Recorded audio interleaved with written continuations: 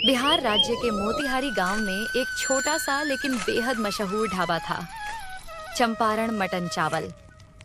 पूरे बिहार में उसके स्वाद की चर्चा थी। दूर दूर से लोग सिर्फ एक थाली मटन चावल खाने के लिए यहाँ आते थे। उस ढाबे के मालिक थे मोहन काका, जो पिछले 50 सालों से अपने हाथों का जादू चला रहे थे। दोपहर का समय था। ढाबे पर भीड़ लगी हुई थी। मिट्टी की हांडी में पकता हुआ चंपारण मटन अपनी खुशबू से पूरे माहौल को महका रहा था। एक ग्राहक कौर लेते हुए बोला, अरे मोहन काका, सच में पूरे इंडिया में आप जैसा मटन कोई नहीं बनाता होगा। इतना स्वाद है हर एक मटन के पीस में, पूछो ही मत। मसाला ऐसा घुसा है कि हड्डी तक बोल रही है। और इसमें पूरा का पूरा लहसुन डाला है ना, वही तो कमाल कर देता है। क्या खुशबू है, क्या स्वाद है। अरे भैया, मटन बनाना कोई जल्दी का काम नहीं होता। धैर्य और प्यार चाहिए बस। सच में मोहन काका के हाथों में जादू था। उनकी मटन करी का कोई जवाब नहीं था। लोग कहते थे, अगर चंपारण मटन खाना है तो मोहन काका के ढाबे पर ही जाना पड़ेगा। एक दिन सुबह सुबह काका हांडी चढ़ाकर मटन पका रहे थे। तभी गांव के मुखिया हांफते हुए आए। काका, जल्दी चलिए, आपको किसी खास आदमी से मिलवाना है। मुखिया जी, थोड़ा सब्र करिए। मटन पक रहा है। इसे पकने में अभी 2 घंटे और लगेंगे। अरे काका, अभी चलिए, नहीं तो बहुत बड़ा मौका हाथ से निकल जाएगा। मुखिया जी, जाने दीजिए मौका, पर मटन पकाने में कोई जल्दबाजी नहीं की जाती। स्वाद का राज ही यही है। मुखिया जी नाराज होकर चले गए। 2 घंटे बाद जब मटन पूरी तरह पक गया और ढाबा खुला, तभी मुखिया जी फिर आए। अरे काका, इस मटन के चक्कर में आपके हाथ से लाखों करोड़ों रुपए निकल गए। मतलब? मुझे कुछ समझ नहीं आया। सुबह ताज होटल के मालिक आए थे। हमारे चंपारण मटन की रेसिपी चाहिए थी उन्हें। जितना पैसा मांगते देने को तैयार थे, पर आप नहीं आए तो वो लौट गए। मुखिया जी, चाहे कोई कितना भी पैसा दे, मैं अपना मटन बनाने का तरीका किसी को नहीं सिखाऊंगा। काका, आपके जाने के बाद भी तो किसी को ये बनाना आना चाहिए। आपकी उम्र बढ़ती जा रही है अब। यह कहकर मुखिया जी चले गए। उनकी बात मोहन काका के मन में घर कर गई। हांडी से उठती खुशबू के बीच काका गहरी सोच में डूब गए। तभी गांव वाले आते हैं। काका, बहुत भूख लगी है, जल्दी एक प्लेट लगा दो। और हाँ, एक लहसुन और नली वाला मटन देना। काका, मुझे बस मुलायम गोश्त देना, नली वाला मत देना। दांत साथ नहीं दे रहे आजकल।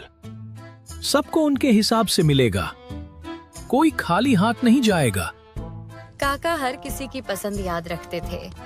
किसे नली पसंद है, किसे मुलायम गोश्त, किसे ज्यादा मसालेदार। लोग मजे से खाने लगे। तभी एक ग्राहक ने धीरे से कहा, काका, हमारे गांव में एक नया ठेला खुला है, गेसर नाम के लड़के ने। वो कह रहा है कि आपने उसे पूरी रेसिपी सिखाई है। क्या? मैंने? अरे वो कोई झूठा होगा। मैंने किसी को न रेसिपी दी है, न मटन पकाना सिखाया है। काका, मैं कल उसके ठेले पर गया था। बहुत बेकार मटन बनाता है, लेकिन बाहर से आने वाले ग्राहक आपके नाम की वजह से रुक जाते हैं और फिर निराश होकर लौट जाते हैं। काका की आंखों में गुस्सा चमक उठा। कौन है ये जो मेरी बदनामी कर रहा है और बाहर से आने वालों को बेस्वाद मटन खिला रहा है? काका, मेरा खाकर हो गया है। चलिए, मैं आपको उसके ठेले पर लेकर चलता हूँ। दोनों चल पड़े। थोड़ी दूर पर एक छोटा सा ठेला लगा था। कुछ शहर के लोग खड़े खड़े मटन खा रहे थे। गेसर हांडी और चावल लेकर बैठा था और सबको ठंडा मटन परोस रहा था। एक शहर का आदमी नाराज होकर बोला, अरे भाई, हमने तो बहुत नाम सुना था इस मटन का, पर इसमें तो कोई खास स्वाद ही नहीं है। अरे साहब, ये चंपारण मटन है, इसका स्वाद ऐसा ही होता है। मैंने हमारे गांव के सबसे मशहूर मोहन काका से सीखा है। यह सुनते ही मोहन काका का खून खौल उठा। वे आगे बढ़े और गरजते हुए बोले, अरे ओ लड़के, बंद करिए अपना ठेला। ये किस तरह का चंपारण मटन खिला रहा है तू लोगों को, और वो भी मेरा नाम लेकर। गेसर चुप बैठा रहा, नजरें झुका ली। काका और गुस्से में बोले, मैंने तुझे कब सिखाया? झूठ बोलकर नाम कमा रहा है। अगर कल से ठेला लगाया ना तो समझ लेना तुम्हारी कोई खैर नहीं। काका गुस्से से वापस अपने ढाबे की ओर चल दिए, लेकिन उनके मन में सिर्फ गुस्सा नहीं था, कहीं ना कहीं चिंता भी थी। अगर ऐसे लोग उनके नाम का गलत इस्तेमाल करेंगे तो उनके 50 साल की मेहनत का क्या होगा। अगले दिन सुबह सुबह चंपारण मटन चावल ढाबे के सामने अजीब नजारा था। लोग भीड़ लगाए खड़े थे, लेकिन चूल्हा ठंडा था, हांडी खाली थी और दरवाजा बंद। एक गांव वाला घबराकर बोला, अरे भाई, आज क्या हो गया? काका ने ढाबा क्यों नहीं खोला? लगता है काका बीमार हो गए हैं, तभी ढाबा बंद है। नहीं रे, मैंने तो उन्हें सुबह टहल पे देखा था, कुछ और बात है। सब लोग मिलकर काका के घर की ओर चल पड़े। दरवाजे के बाहर खड़े होकर आवाज लगाई, काका, अरे ओ काका, आज ढाबा क्यों नहीं खोला? अंदर बैठे मोहन काका धीरे धीरे बाहर आए। चेहरे पर गंभीरता थी।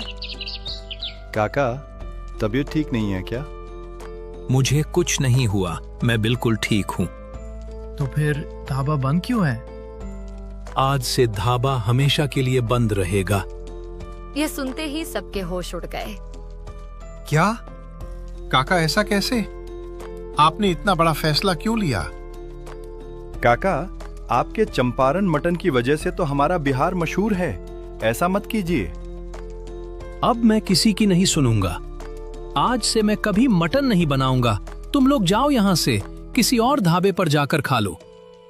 काका, आप जैसा मटन पूरे इंडिया में कोई नहीं बनाता, प्लीज ऐसा मत कीजिए। लेकिन काका ने एक भी नहीं सुनी। वे पलटे और अंदर चले गए। दरवाजा बंद हो गया और साथ ही जैसे पूरे गांव की उम्मीद भी। गांव वाले निराश होकर लौट गए। यह खबर जल्द ही गांव के मुखिया तक पहुंची। मुखिया, जिनका नाम मिलिंद था और जो काका के पुराने मित्र थे, तुरंत उनके घर पहुंचे।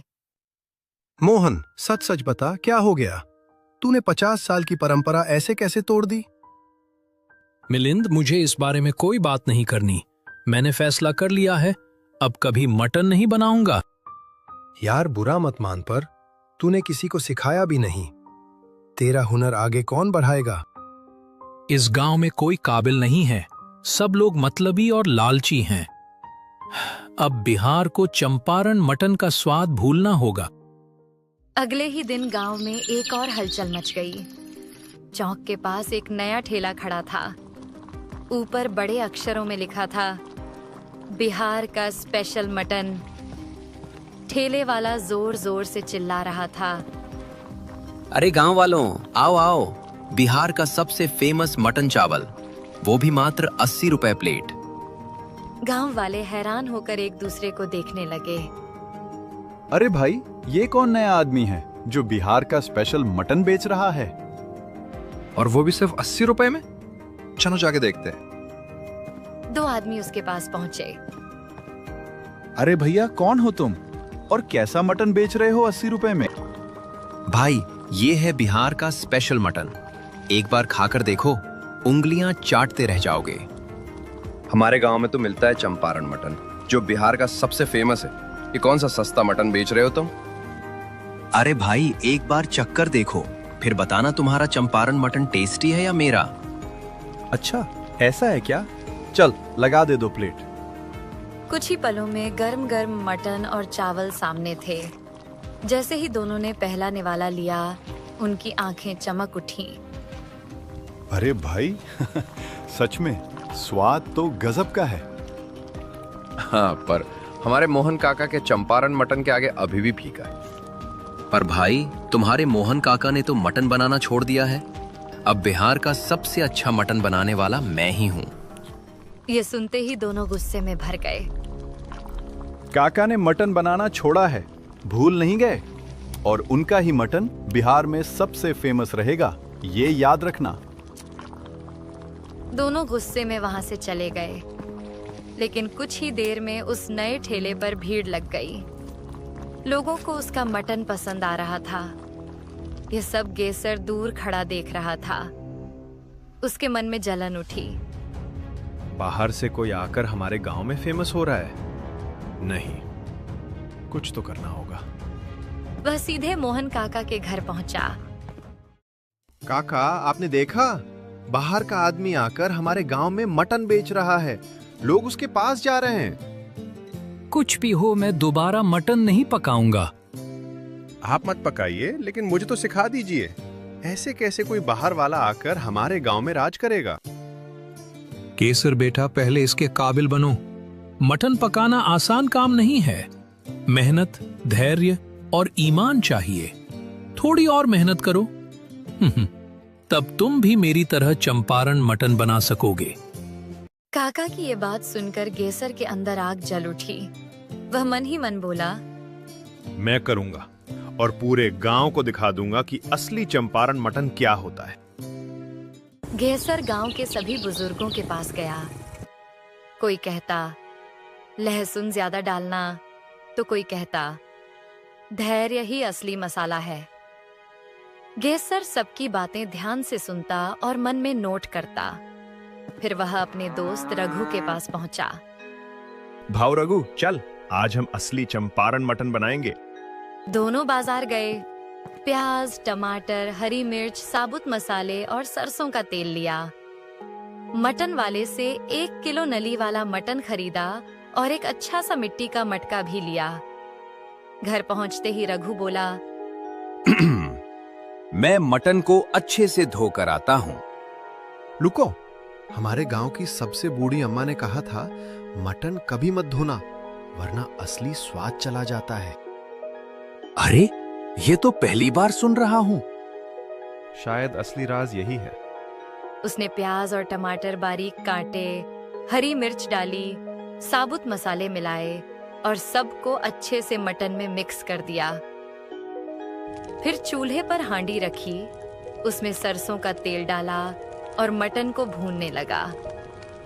तेल की खुशबू और मसालों की महक धीरे धीरे फैलने लगी। अब कितनी देर पकाना है?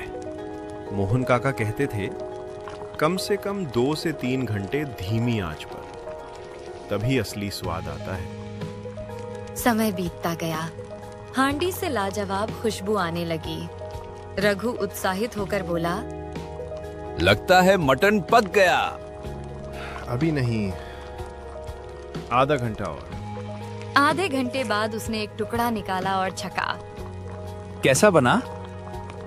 बना तो अच्छा है, लेकिन मोहन काका जैसा नहीं। भाई, काका जैसा बनाना आसान नहीं।